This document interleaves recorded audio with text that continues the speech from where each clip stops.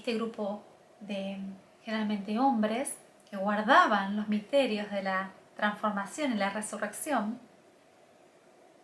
de las ciencias herméticas, empezaban por transformarse a ellos mismos para vibración en coherencia y magnetizar por principio de irradiación la obra y la materia prima con la que estaban trabajando. Y para ello empezaban siempre su labor con una plegaria, ¿no? Y esta plegaria era invocar la presencia en su trabajo de el supremo alquimista del universo, ¿no? Pidiendo entonces humildemente su asistencia para consumar lo que ellos llamaban el gran trabajo de alquimia o el magnus opus, ¿no? Entonces, estos filósofos invocaban la presencia del Creador para asistir a su trabajo de transformación y consolidar la alquimia a través de la obra magna o magnus opus. Y estas escuelas, estas corrientes de iniciados medievales, en las épocas medievales, vivían un poco una vida en paralelo.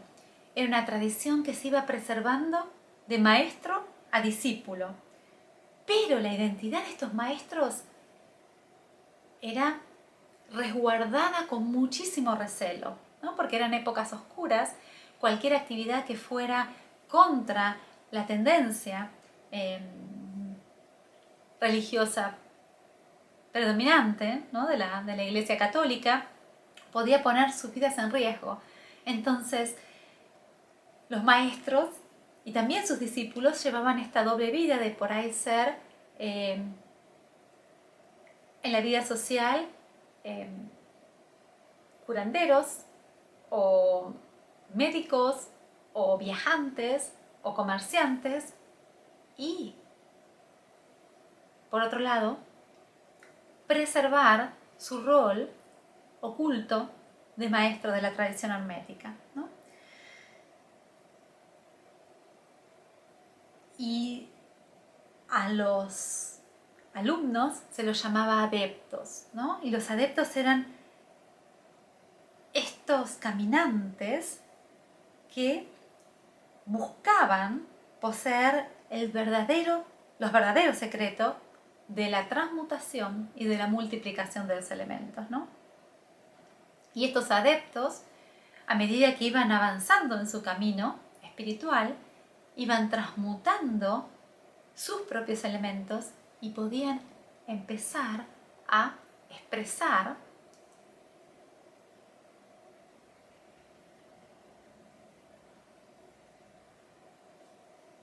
potenciales que para nosotros podrían ser llamados mágicos. ¿Por qué? Porque podían aparecer y desaparecer sin dejar trazo, ¿no?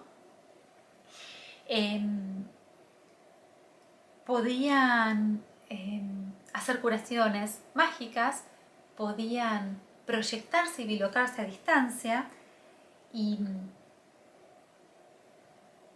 podían tener clarividencia y clarividencia, podían contactar con los elementales de la naturaleza y ser asistidos en sus obras con las inteligencias tanto de los mundos inferiores, de los elementos, como las inteligencias de los mundos angélicos, ¿no? Y se fueron agrupando en diferentes órdenes o agrupaciones para protegerse y también para asistirse. Y muchas de estas órdenes estaban representadas por los Rosacruces, por ejemplo, y también escuelas de misterios de las que conocemos menos ahora, que tenían su base sobre todo en Arabia y en el mundo sirio, ¿no? Y se llamaban hermanos porque tenían, en vez de tener un principio jerárquico, el gran director de la orquesta es el divino y todos los que tocamos en la orquesta somos iguales, equiparables, y entonces todos estamos en una relación horizontal de hermandad, de amigabilidad y no tanto de sumisión o de jerarquía, sino que hay una horizontalidad en la forma en que se relacionaban, ¿no? Y como tenían que cuidarse y ocultarse y hacer sus trabajos en secreto, fueron desarrollando paulatinamente un conjunto de cifras y códigos para transmitir su identidad y comunicarse y poder identificarse sin que otros se dieran cuenta, ¿no? Que fue formando un cuerpo de lenguaje oculto por el cual estos hermanos de las órdenes secretas podían identificarse cuando se movían en la sociedad, ¿no?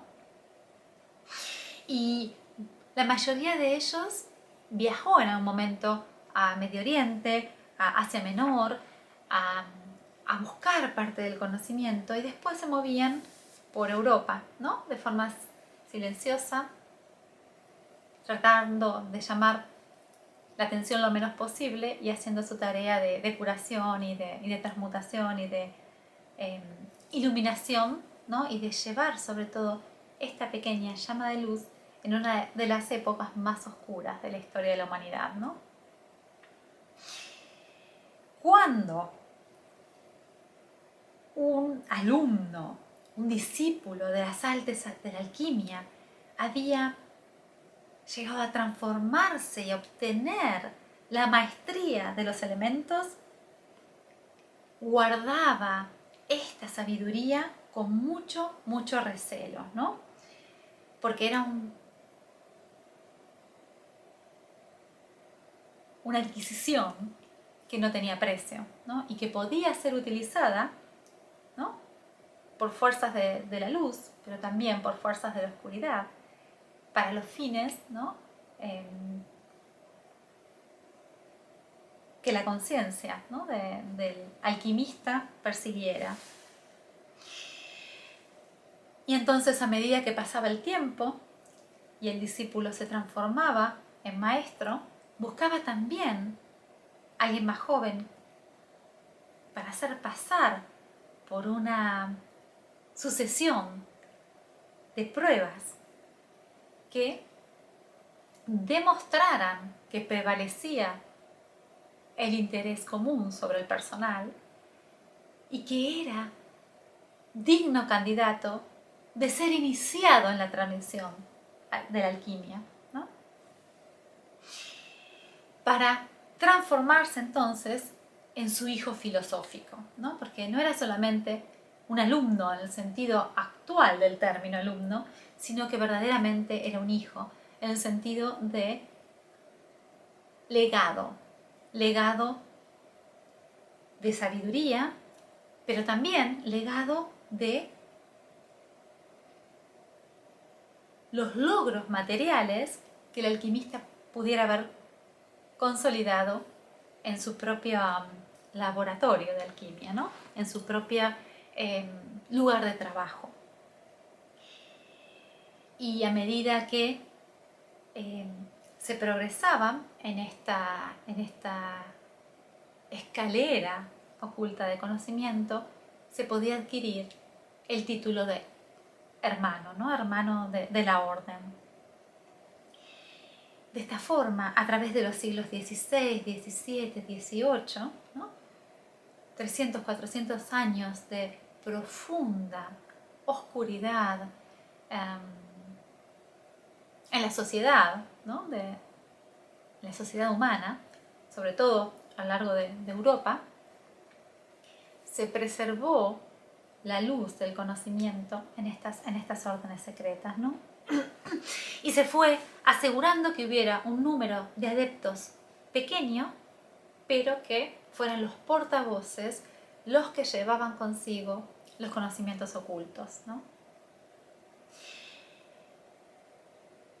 Y eran personas misteriosas, eran personas que vivían sobre todo alejadas, que no estaban en contacto con el glamour del prestigio de los salones, ¿no?, medievales, de las cortes, de la burguesía incipiente, que no buscaban recompensas económicas ni reconocimiento social, que preferían vagar buscando y recogiendo hierbas o recogiendo el rocío en determinados momentos del año, como las épocas del solsticio, como los momentos de luna llena, que trabajaban en silencio, que vestían de forma extraña y que realizaban curas misteriosas, que respondían a llamados internos y venían e iban y aparecían y desaparecían de forma un poco errática y formaban parte de una sociedad en paralelo, ¿no? Entonces no eran comprendidos, no estaban integrados en las sociedades de su época. Y esto hizo que surgieran también muchas historias, ¿no? Como las historias de la vida eterna, del elixir, que podía sanar todas las enfermedades. Muchos decían que vivían cientos de años, que no tocaban o no comían comidas, que tenían fórmulas mágicas para preservarse en su juventud. Y esto creó todo un aura, ¿no?, de magia, de magnetismo y también de miedo y desconfianza, ¿no? Y por los principios de magnetismo, ¿no?, que lo igual atrae lo igual, estas almas, estos buscadores de lo supremo, se iban agrupando entre ellos y quedando un poco excluidos del resto de la sociedad, ¿no? Una sociedad con tantas desigualdades y con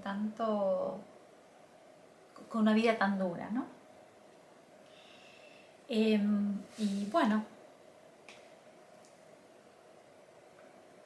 fueron desarrollando compendios de alquimia, ¿no?, donde daban el conocimiento de una forma dual.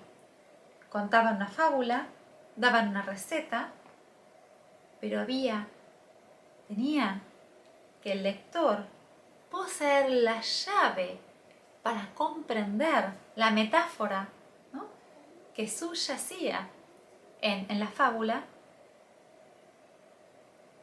y tener los códices para poder interpretar lo que verdaderamente se estaba transmitiendo como enseñanza secreta a través de la historia o de la receta que se compartía de forma externa, ¿no? Toda la sabiduría estaba codificada en formato de símbolos, ¿no?, y alegorías. Y el significado interno o esotérico solamente se podía comprender teniendo las claves, ¿no?, teniendo el diccionario, sabiendo leer entre líneas. De otra forma, lo que se comprendía era muy poco y casi sin sentido y sobre todo sin una utilidad, ¿no? Y lo mismo hicieron con sus formas alquímicas. En todas las formas de alquimia, las fórmulas de alquimia y las recetas alquímicas, casi siempre faltaba al menos un paso o al menos un elemento para asegurarse que solamente pudieran realizar la obra magna de transformación aquellos que tuvieran la visión interna, la intuición o el conocimiento para identificar la parte que faltaba y llegar a la completud de la obra, ¿no? De esta forma se aseguraron que sus enseñanzas, que sus fórmulas no cayeran en manos de las personas inadecuadas, que pudieran ser usadas con fines otros que la transformación a un potencial de mayor luz, no solamente para el individuo, sino conllevando a una responsabilidad para toda la sociedad. Entonces esta es la forma en que estas escuelas, ¿no?, de misterios se prolongaron en las épocas ocultas de y las épocas más oscuras entre los siglos XV y XVIII, y están de nuevo emergiendo en nuestros días de una forma actualizada.